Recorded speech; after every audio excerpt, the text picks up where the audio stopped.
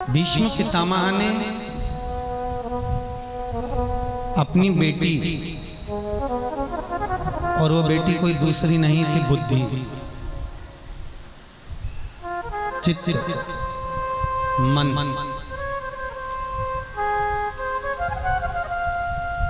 भीष्म पितामह ने अपनी बुद्धि रूपी बेटी का विवाह अपने प्राणों को त्यागने से पहले कृष्ण के साथ कर दिया। भगवान कृष्ण के साथ भीष्म पितामह कहते हैं, जब एक बार भगवान कृष्ण ने जाकर पितामह से कहा, पितामह आप बाणों की सैया पर कब तक पड़े रहोगे? कितने समय तक इन बाणों की सैया पर आप पड़े रहोगे?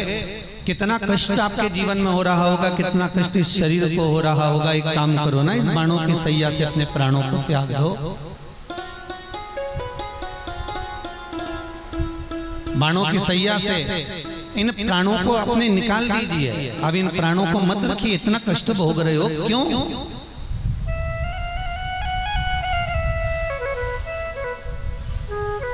मेरा निवेदन इन प्राणों को छोड़ो। भीष्म पितामह कहते हैं, रे कृष्ण, प्राण तो छोड़ दो और आज ही छोड़ दो। मुझे इन प्राणों से इतना प्रेम नहीं है, क्योंकि आया है सो जाएगा। जो आया है उसको तो जाना है, तो इनसे प्रेम रखकर करूंगा भी क्या, इनसे स्नेह रखकर मुझे करना भी क्या है। प्राण तुम्हें छोड़ दो, प्राण तुम्हें अभी निकाल दो। पर बात इतनी सी है रे कृष्ण कि जब तक घर में बेटी, कुंवारी बेटी रहे, तो बाप अपने प्राणों को कैसे छोड़ सकता है? पिता अपने प्राणों को कैसे निकाल सकता है? और मेरी बेटी अगर एक बार विवाह हो जाए, फिर मैं अपने प्राणों को छोड़ दूं। भीष्म पितामह ने जैसे कहा कि बेटी कुंवारी है, तो भगवान कृष्ण को लगा कि इन्होंने तो प्रतिज्ञा करी थी कि विवाह ही नहीं करेंगे, इनकी तो प्रतिज्ञा थी कि शादी ही नहीं करेंगे। फिर कन्या कहां से आ गई? फिर बेटी कहां से आ गई? तब पितामह ने कहा, कृष्ण बस निवेदन इतना सा है कि मेरी बेटी से तुम विवाह कर लो। तो बेटी है कहां? भगवान कृष्ण कहते हैं कि बेटी को लाओ, तो मैं विवाह कर लेता हूं। भीष्म पितामह कहते हैं, पहले तुझे हां भरना पड़ेगी कृष्ण कि मेरी बेटी से तुम विवाह कर लोगे। भगवान कृष्ण कहते हैं, पितामह मैं आपकी बेटी से विवाह करने को तैयार हूं, लाओ आपकी बेटी लाओ। पितामह बाणों की सैया पर पड़े हुए हैं और भीष्म पितामह कहते हैं, कृष्ण मेरी कोई दूसरी बेटी नहीं, केवल इस बुद्धि का विवाह, इस चित्त का विवाह, इस मन का विवाह तेरे साथ कर दूंगा तो मेरा जीवन सार्थक हो जाएगा। बस बेटी अगर ब्याह जाए, बेटी अच्छे घर चले जाए, तो मेरा जीवन सार्थक हो जाएगा।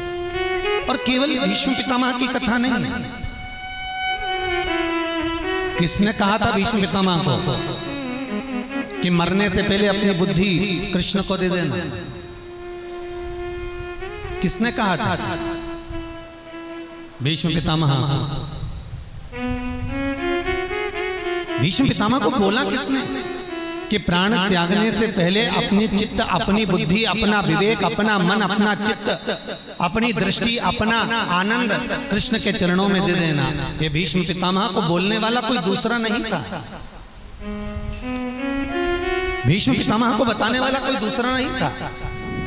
भीष्म पितामह को अगर कोई बोलने वाला था तो केवल एक देव अधिदेव महादेव थे। एक बार पितामह अपनी मां गंगा से मिलने के लिए गए। बहुत सुंदर संवाद है महाराज, बड़ा आनंदमय संवाद। भीष्म पितामह आज माता गंगा से मिलने के लिए जाते हैं, और मां गंगा से मिलने के लिए जब भीष्म पितामह गए, माता को पुकारा पितामह, माँ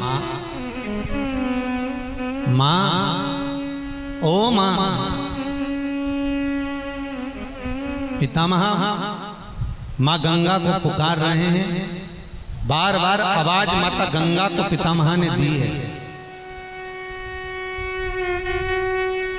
माँ,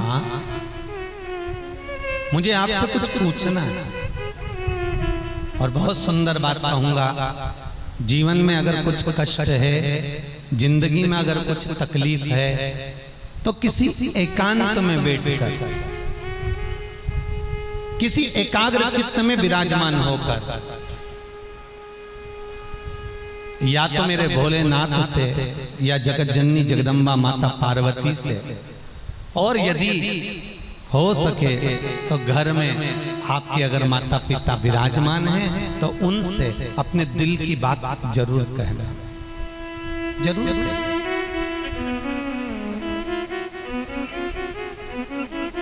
अपने मन की बात जरूर कहना। एक बार अपनी माता की गोद में बैठकर, एक बार माता के सम्मुख में बैठकर, एक बार माता की साक्षी में बैठकर, और फिर निवेदन करूंगा, माता पिता कितना भी पक्षपात करते हो, माता पिता सारी जायदाद एक बेटे को दे दें, माता पिता चाहें तो पूरी प्रॉपर्टी उठाकर दूसरे को दे दें, पर आप कभी मुख से मत कहना कि तुमने किसको कितना दिया। और कभी माता पिता की निंदा मत करना, कभी माता पिता की बुराई मत करना। वो दुनिया को उठाकर दे दें, चाहे किसी को भी ले जाकर दे दें, सारी जायदाद को उठाकर चाहे बेटी को दें, चाहे बहन को दें, चाहे नाती पंथी को दें, बस इतना याद रखना, माता पिता का केवल हमको आशीर्वाद चाहिए। क्योंकि अगर जायदाद किसी को दे भी देंगे तो हो सकता है उनकी औलाद शेयर मार्केट में लगा दे, कहीं सट्टे में लगा दे, कहीं जुए में लगा दे, कब बर्बाद कर दे पूरी जायदाद को। हमें ऐसा धन नहीं चाहिए। अगर हमको धन चाहिए तो माता पिता से कहना, जो मेरे भाग्य में होगा मुझे मिलेगा। पूत सपूत तो की धन संचय, और पूत कपूत तो की धन संचय। अगर बेटा सपूत होगा तो खूब जोड़ लेगा, और अगर बेटा कपूत होगा कितना भी जोड़कर चले जाना, सब राख मिला देगा। आप केवल माता पिता का वर चाहिए, हमें माता पिता का आशीर्वाद चाहिए, केवल माता पिता। क्या करें धन लेकर? कितने दिन चल सकता है? कितने दिन?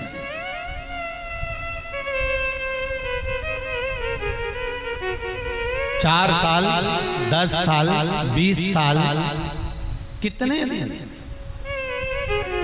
अगर भगवान मेरा भूत भावन जब जब दे, और कभी मेरा भोलेनाथ आपके एकांत में मिलने के लिए आए, मेरा विश्वनाथ, मेरा त्रिकालदर्शी, मेरा शंभु, मेरा कैलाशी जिस दिन तुम्हारे सामने आ जाए, या तुम उसके सम्मुख में जब हो और वो कह दे, मांग ले तुझे क्या चाहिए, तो उससे इतना जरूर कहना कि मुझे दूसरे के हिस्से का मत देना, मेरे भाग्य में सुख लिखा हो, दुख लिखा हो, जो मेरी किस्मत में लिखा हो, बस वो देना, पर साथ तेरा देना।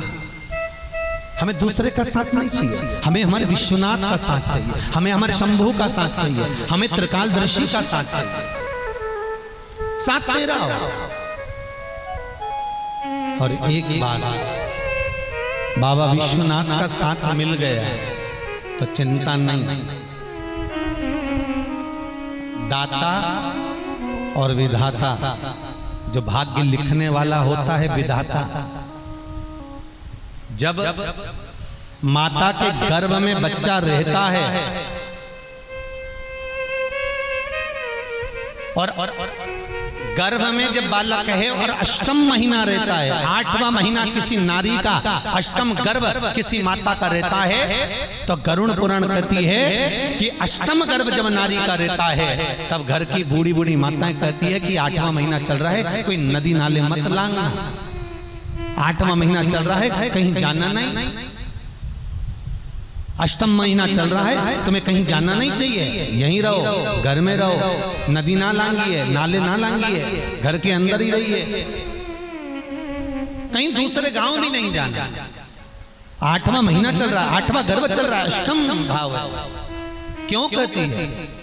कहां से आया ये विधान कि 8वें महीने में नदी नहीं लांगना, नाले नहीं लांगना, कहीं जाना नहीं, घर में रहना? अष्टम गर्भ का इतना प्रमाण क्यों कहा गया? क्योंकि गरुड़ पुराण कहती है जब 8वां महीना किसी नारी का रहता है तो गरुड़ पुराण का 7वां अंश कहता है कि उस समय पर दाता और विधाता शंकर के सामने बैठकर भगवान गणेश रिद्धि सिद्धि के सम्मुख में होते हैं, अमोद प्रमोद उनके सामने होते हैं। भगवान गणेश जी महाराज की लड़की संतोषी सम्मुख में विराजमान होती है, शुभ और लाभ उनके पास में विराजमान होते हैं। शंकर और पार्वती अपने नजदीक में विराजमान होते हैं और दाता और विधाता अष्टम गर्भ में, अष्टम महीने में जो बच्चा जन्म लेने वाला होता है उसका भाग्य लिखते हैं महाराज, वो अष्टम महीने में लिखा जाता है। 8वें महीने में दाता और विधाता भाग्य लिख देते हैं कि क्या इसके भाग्य में मिलेगा, कितना सुख मिलेगा, कितना दुख मिलेगा। अंगूठियां पहन लेने से, नग पहन लेने से भाग्य नहीं बदल सकता। भाग्य बदलेगा तो वो विश्वनाथ ही बदलेगा, विश्वनाथ के सिवा कोई नहीं। ईमानदारी से बोलना, अगर दुख आया होगा तो कितनी बार अंगूठी चेंज करी होगी। सत्य बोलना, अपने हृदय पर हाथ रखकर बोलना कि कितनी बार आपके जीवन में अगर दुख तकलीफ आई होगी, कष्ट आया होगा, शनि आया होगा, राहु आया होगा, केतु आया होगा, तो कहीं ना कहीं तुमने कहने पर ये वाली अंगूठी पहन लो, ये वाला नथ पहन लो, ये धारण कर लो, वो धारण कर लो, ये कर लो, वो कर लो, कितना कितना करा होगा। और कई तो बेचारे पूजन कर करके थक गए। ये महाराज जी ने बताया ये कर लो, वो महाराज जी ने बताया वो कर लो, वो महाराज जी बताए थे वो कर लिया, हमने तो गुरु जी इतना कर लिया, उसके बाद भी हमारी ग्रह दशा नहीं सुधर रही। तो निवेदन है किसी गुरु के पास मत जाओ, कहीं मत जाओ, भटकना छोड़ दो। और मेरा भीष्म पितामह अपनी माँ गंगा के कहने पर शंकर की शरण में गए थे, आप भी चले जाओ मेरे शिव की शरण में। बस उसकी शरण में जब जाओगे तो सारा दुख अपने आप कट जाएगा। उसके सिवाय महाराज केवल शिव और उसके मनन चिंतन में जब लग गए, भीष्म पितामह माँ गंगा से कहते हैं माँ सम्मुख तो आओ मेरी माता, माँ ओ माँ आओ। तो भीष्म पितामह के कहने पर गंगा मैया सामने आ गई। पुत्र भीष्म, माँ ओ माँ, जिस समय में प्राणों को त्यागूं, जिस समय मेरे प्राण छूटे, मां उसके पहले मुझे करना क्या? गंगा मैया कहती है कि जिसका स्मरण मैंने किया है, जिसका बंधन मैंने करा है, जिसको नमन मैंने करा है, भीष्म पितामह ए भीष्म, बस उसी का मनन चिंतन तुम्हें भी करना। बाबा भोलेनाथ के अनुमोदन में भीष्म पितामह लग गए। एक दिन अर्जुन ने एकांत में जाकर जब पितामह को प्यास लगी, बाण चलाकर गंगा को प्रकट कर कर पितामह की प्यास को बुझाया। तब भीष्म पितामह ने अर्जुन से कहा, तूने मेरे मुख में गंगा जल दिया है, मैं तुझे कुछ बताना चाहता हूँ। अर्जुन कहते पितामह बताओ क्या बात है? पितामह कहते हैं अर्जुन मृत्यु लोक में आया है, जब तक अंतिम समय तक प्राण ना निकल जाए तब तक शंकर का भजन मत छोड़ना। पूरे ब्रह्मांड में, पूरे भारत की भूमि पर शंकर के जितने मंदिर बनाए सब पांडवों ने बनाए। तुम जाकर देखो, पूरे आपको मिलेगा पांडव से मिला हुआ हर मंदिर का प्रमाण मिलेगा पांडवों से। शिव बना, शंकर के मंदिर स्वयं पांडव, स्वयं अर्जुन शिव का उपासक, नकुल, भीम, युधिष्ठिर, द्रौपदी, ये सब शंकर की ही तो उपासना करते हैं। भगवान कृष्ण के घर में 16,108 रानियां, और मेरे कन्हैया के घर में जब संतान नहीं, तब बाबा भोलेनाथ से निवेदन करा, विश्वनाथ से, शंभो कृपा करिए। बाबा बोले क्या बात है, क्या हुआ? गर्गाचार्य बाबा ने भगवान कृष्ण से कहा शंकर के शिवलिंग का निर्माण करो और मां जगत जननी की आराधना करो। भगवान कृष्ण की शिवलिंग का निर्माण कर कर एक एक रानी के साथ बैठकर 11-11 दिन तक अभिषेक करो। भगवान कृष्ण ने 16,108 रानियों के साथ बैठकर भगवान शंकर का अभिषेक करा। मां जगत जननी ने द्वारका में दर्शन दिया, इसलिए आज भी द्वारकाधीश के मंदिर के ऊपर मां जगत जननी बैठी हुई है। मां जगदम्बा विराजमान है, जिस पर सिंदूर चढ़कर श्रृंगार होता है।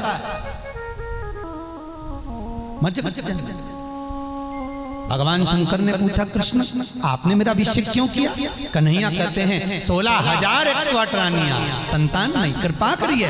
बाबा भोलेनाथ ने कहा, भोलेनाथ बोले, कृष्ण चिंता न करो, हे कन्हैया आपने एक एक रानी के साथ में 11-11 दिन तक मेरा अभिषेक करा है। तुम्हारी एक एक रानी से 11-11 संतान होगी। 10 लड़के 1 लड़की, 10 पुत्र 1 पुत्री तुम्हारी हर रानी से होगा। 1,77,186 भगवान कृष्ण के बच्चे हुए, शंकर की कृपा से हुए। सब्सक्राइब करें टोटल भक्ति को। अब हमारे वीडियोस को सबसे पहले देखने के लिए बेल आइकन को दबाना ना भूलें।